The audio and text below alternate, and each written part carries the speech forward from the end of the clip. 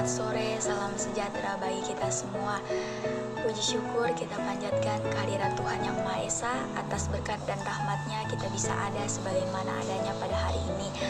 Pertama-tama saya mengucapkan banyak terima kasih kepada Bapak dosen pengampu yang telah memberikan kesempatan kepada saya untuk dapat melaksanakan pun menyelesaikan tugas dari mata kuliah bimbingan konseling karir.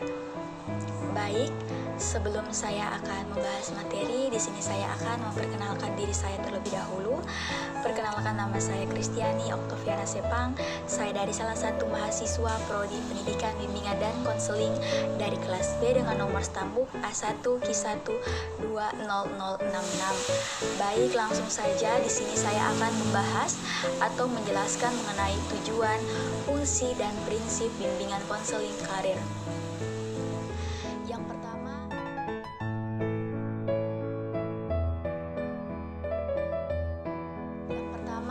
yaitu tujuan bimbingan karir. Di dalam tujuan bimbingan karir ini terbagi menjadi dua, yaitu pertama tujuan umum dan yang kedua tujuan khusus. Tujuan umum dari bimbingan dan konseling adalah suatu bentuk untuk dapat membantu individu dalam memperkembangkan diri secara optimal sesuai dengan tahap perkembangan dan predisposisi yang dimilikinya, seperti kemampuan dasar dan bakat-bakatnya, juga berbagai latar belakang yang ada seperti latar belakang keluarga, pendidikan, status ekonomi, sosial, serta sesuai dengan tuntutan positif lingkungannya. Sedangkan tujuan khususnya yaitu memiliki pemahaman diri atau kemampuan minat dan kepribadian yang terkait dengan suatu pekerjaan, memiliki pengetahuan mengenai dunia kerja dan informasi karir yang menunjang kematangan kompetensi kerja. Selanjutnya, memiliki sikap positif terhadap dunia kerja, dalam arti mau bekerja dalam bidang pekerjaan apapun tanpa merasa rendah diri, asal bermakna bagi dirinya dan sesuai dengan norma agama. Nah, di sini yang dimaksudkan mengenai memiliki sikap positif terhadap dunia kerja dalam arti mau bekerja dalam bidang pekerjaan apapun tanpa merasa rendah diri, asal bermakna bagi dirinya dan sesuai dengan norma agama. Maksudnya ini misalnya ada salah satu seseorang yang ingin melanjutkan karirnya ataupun ingin bekerja, tetapi orang tersebut ini mau menerima pekerjaan apapun itu, yang penting bermakna bagi dirinya, juga tidak melenceng ke kanan dan ke kiri, terlebih dahulu sesuai dengan norma agama. Selanjutnya, memahami relevansi kompetensi belajar atau kemampuan menguasai pelajaran dengan persyaratan keahlian atau keterampilan di bidang pekerjaan yang menjadi cita-cita karirnya di masa depan. Lanjut, kita masuk di fungsi bimbingan karir. Yang pertama yaitu memberikan kemantapan pilihan jurusan kepada siswa, karena penjurusan akan mempersiapkan siswa dalam bidang pekerjaan yang kelak diinginkan. Kemudian yang kedua, memberikan bekal pada siswa yang tidak melanjutkan sekolah untuk dapat siap kerja sesuai dengan keinginannya. Maksud dari poin yang kedua ini, kalau menurut pandangan saya, misalnya seorang guru BK atau seorang konselor dapat memberikan pemahaman yang luas kepada siswa tersebut yang tidak melanjutkan sekolah, agar ketika ia tidak mau untuk melanjutkan sekolahnya ke jenjang yang lebih tinggi, ia bisa untuk siap dalam bekerja sesuai dengan keinginannya. Dan yang terakhir, membantu kemandirian bagi siswa yang ingin ataupun harus belajar sambil bekerja.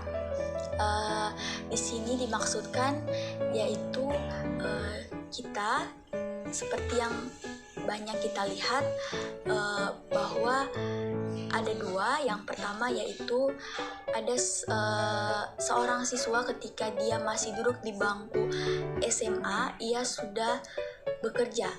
Jadi belajar sambil bersekolah, belajar sambil bekerja.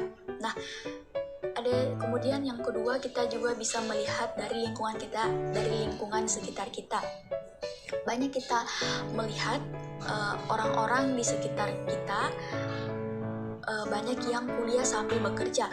Maka dari itu kita harus memberikan semangat serta motivasi kepada anak tersebut sehingga anak tersebut dapat lebih semangat dalam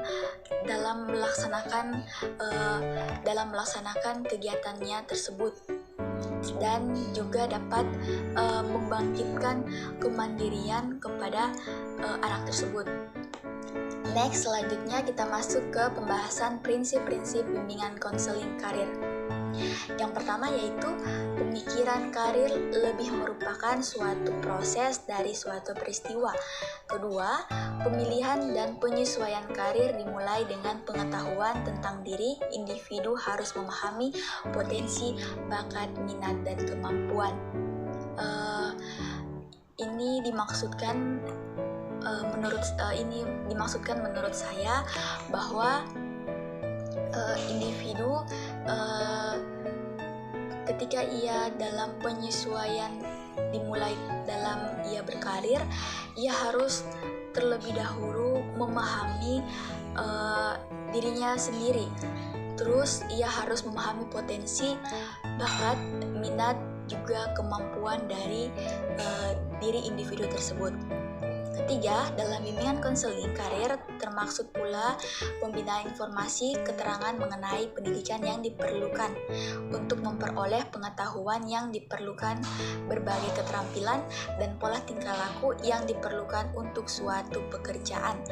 Terakhir, bimbingan konseling karir merupakan suatu kegiatan yang dilaksanakan oleh para konselor dalam memberikan rangsangan dan bantuan perencanaan karir, membuat keputusan dan penyesuaian diri. Next, pembahasan yang terakhir, yaitu prinsip-prinsip bimbingan konseling karir di sekolah. Yang pertama itu, seluruh siswa di sekolah hendaknya mendapatkan kesempatan untuk mengembangkan dirinya dalam pencapaian karirnya secara tepat. Kedua, program bimbingan karir hendaknya memiliki tujuan untuk merangsang perkembangan pendidikan siswa. Ketiga, setiap siswa hendaknya memahami bahwa karir itu adalah sebagai sesuatu atau suatu jalan hidup, dan pendidikan sebagai persiapan untuk hidup. Yang keempat, siswa perlu diberikan pemahaman tentang di mana dan mengapa mereka berada dalam suatu alur pendidikannya. Kelima, siswa dalam keseluruhan hendaknya dibantu untuk memperoleh pemahaman tentang hubungan antara pendidikannya dan karir. Keenam, program pendidikan karir di sekolah hendaknya diintegrasikan secara fungsional dengan program pendidikan pada umumnya dan program bimbingan konseling pada khususnya. Dan yang terakhir yaitu program bimbingan karir di sekolah hendaknya berpusat di kelas dengan koordinasi oleh pembimbing serta disertai partisipasi orang tua dan kontribusi masyarakat. Baik, itu saja yang dapat saya jelaskan mengenai materi, fungsi, tujuan, serta prinsip bimbingan konseling karir. Kurang lebihnya mohon dimaafkan. Sekian dan terima kasih.